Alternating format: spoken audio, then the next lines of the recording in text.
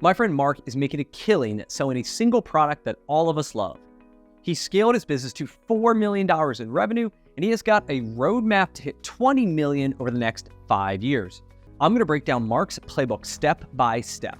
And I know it very well because it's the same playbook that I've been running for almost 15 years. So what is Mark doing? He's a franchisee. Mark is selling ice cream and is on a mission to become the largest Baskin-Robbins franchisee in the country. I've built a portfolio of over 35 automotive repair and home service franchises that'll do $45 million in revenue this year, and it's the same way that Mark is growing Baskin-Robbins. So you can copy and paste this playbook in almost any franchise industry. So buckle up to learn what it takes to go from 1 to 10 to 50 locations, building a multi-million-dollar business that enables you to live the life of your dream. Let's go. One of the best parts of franchising is it allows ordinary people to build extraordinary businesses. Mark is an ordinary guy like you and me. His parents owned one Baskin-Robbins ice cream shop since the mid-90s, and as a teenager, he worked the summers just like the hundreds of teenagers that they employ today. And after college, he became a police officer for over a decade. He retired, cashed out his 401k, and went all in on expanding the Baskin-Robbins business. So you don't need an MBA, industry knowledge, or specific experience to be a successful franchisee. I have zero ability to fix cars, yet we own over 30 automotive repair franchises. But what you do need is the ability to work hard. And while the playbook I break down sounds simple, it is not easy. It requires a ton of work, failure, and stress, but it's all worth it. Because as a business owner, you have the ability to have unlimited earnings and create the life of the dreams because of the hard work. And the truth is that many people who buy into franchises or even buy businesses, they aren't willing to do what it takes. And eventually they want to sell, which creates amazing opportunities for driven franchisees who are willing to do the work. So if you're someone who values hard work and wants to learn more about building a fortune through franchising, take 2 seconds, hit the pause button, subscribe to this channel, and it would mean a lot to me. So Mark started by growing his family business by acquiring one additional location from another franchisee. Here's the thing, franchisees want to sell to other franchisees.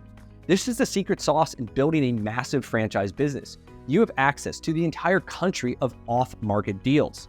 And here's why.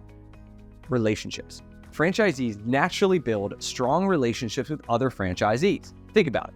You and all the other people all over the country are running the exact same business. You get together, you share best practices, ideas, challenges, and as a franchisee, a rising tide lifts all the boats. And the more that owners help each other, the stronger the brand gets, the more money you all make, and the more valuable the business becomes for all of you. And when a franchisee is ready to sell, who do you think they'd prefer to sell to? Some random dude off BizBuySell who doesn't understand the business will ask a million questions, needs to get approved to buy the franchise, or it could bail at the finish line. Or a fellow franchise owner who you've known for years, has a great reputation, is active in the community, is already approved for expansion, and can gain instant synergies after they acquire the business. So as a franchisee, if you want to grow through acquisition, you must build solid relationships with as many franchisees as you can. This is the same thing that Mark is doing, and this is what I have done to build our portfolio of auto repair franchises. So after the first purchase, Mark started to build relationships with other franchisees who were just like his parents. They were older and they didn't have kids, they wanted to retire, and so they're ready to sell. So Mark became the easy button to get them out. But Mark had a problem. He didn't have the cash to buy them out from the beginning. And in the early days, he didn't have a long enough track record to secure a bank loan. So how did he solve this problem? It's seller financing. Seller financing means instead of going to the bank, the seller of the business becomes the bank. I did a whole video on this, breaking this down. We'll link that here. Through seller financing, how it works is like you agree on the purchase price, the down payment, the interest payment, the number of months. You sign a bunch of legal documents that give the seller the same protections the bank would get. And in Mark's case, he was able to get some killer deals using seller financing. He bought a location that was making $50,000 per year in profit for $100,000 purchase price. So he paid like 2 times earnings.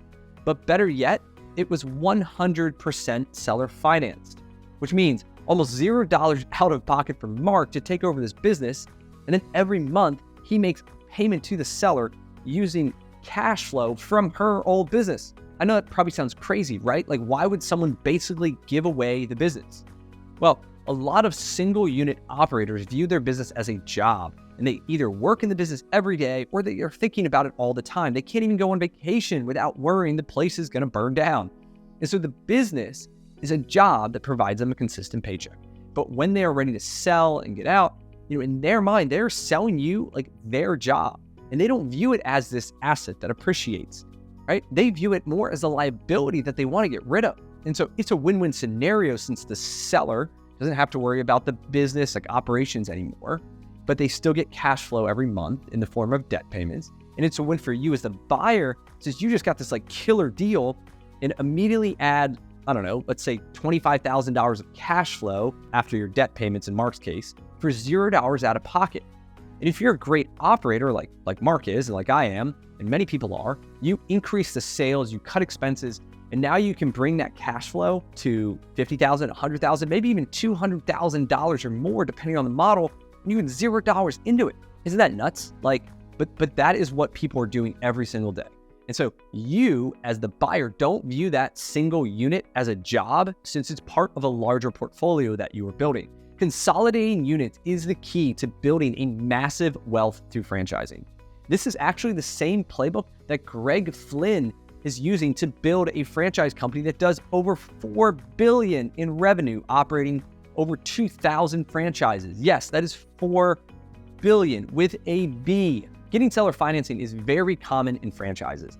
I've done over $6 million of seller finance acquisitions in auto repair. Mark has done a bunch in ice cream. I've got friends doing it in restoration, home services, senior care, and more.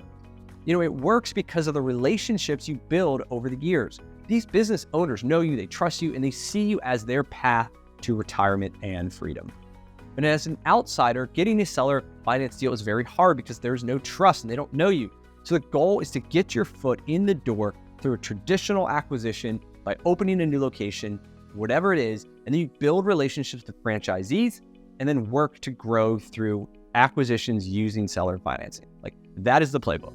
Mark has a plan to become the largest Baskin-Robbins franchisee in the country. He wants to own 50 to 100 locations. So he's currently in Denver and plans to expand to Arizona, New Mexico, and Wyoming. Mark is crushing it with this plan, but my playbook includes owning as much of your local market as possible before going into these more remote ones. For example, in our auto repair business, we started in Philadelphia. We grew to 12 locations before expanding 90 minutes north into New Jersey. And once we got down operating in New Jersey, we were confident in our ability to expand another 90 minutes north of Philadelphia into another market. We're now looking to expand 90 minutes west or south. The business gets more complicated once you start to expand into new markets. You rely heavily on having regional managers who run the day-to-day, and they need strong systems in place, which Mark is working really hard to build those systems using technology and other proven methods. So in addition to acquiring existing Baskin-Robbins, Mark is also looking to do new builds. But acquisitions make so much more sense in a retail business like this. Let's look at some of the numbers. The average location that he has is doing about $500,000 in revenue with $50,000 in profit. And it can be acquired usually for around $150,000, about 3 times the profit. A deal can be done within 2 to 3 months, depending on how fast the lawyers move. So $150,000 to buy a $50,000 of cash flow. A new build is going to cost him $400,000. It could take 9 months to open and sales start from zero.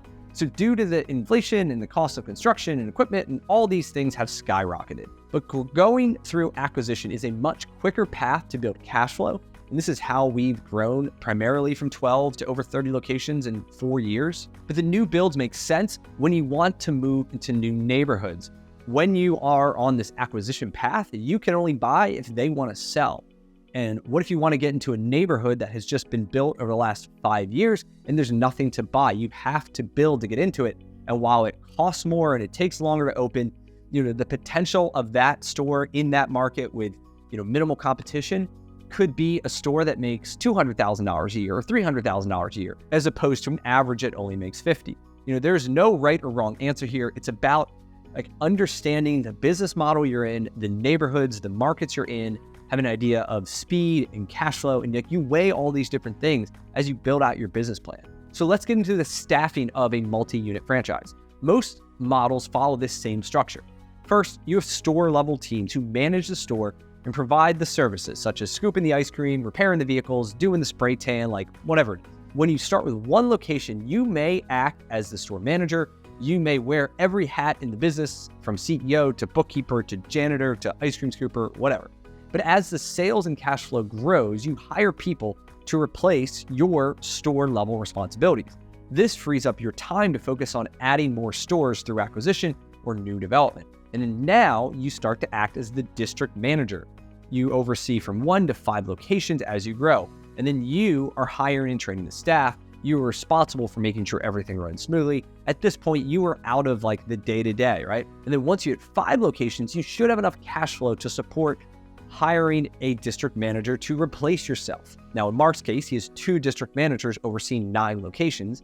And as he continues to acquire new ones, he'll bring on additional DMs, district managers, to ensure they operate smoothly. And eventually, you may want to hire a COO, Chief Operating Officer, like I have done, to run the entire business to allow you to focus on continued growth. And ultimately, it provides you the freedom to spend time doing the things you really want to do. So I'm looking forward to following Mark on his journey to build a multi-million-dollar franchise, scooping America's favorite treat, ice cream. If I can do it, Mark can do it, then you can do it. Franchising provides an amazing opportunity for people who don't want to reinvent the wheel and they want to get in business for themselves, but not by themselves. You get to join a network of like-minded people and are given a playbook to succeed. But it's 100% on you to execute that playbook. And if you don't own a franchise yet and you want to learn how to get started, you can sign up to join my free coaching program, learn how to buy your first franchise, make it successful, and then you can join me and Mark on your path to scaling a business. Cheers.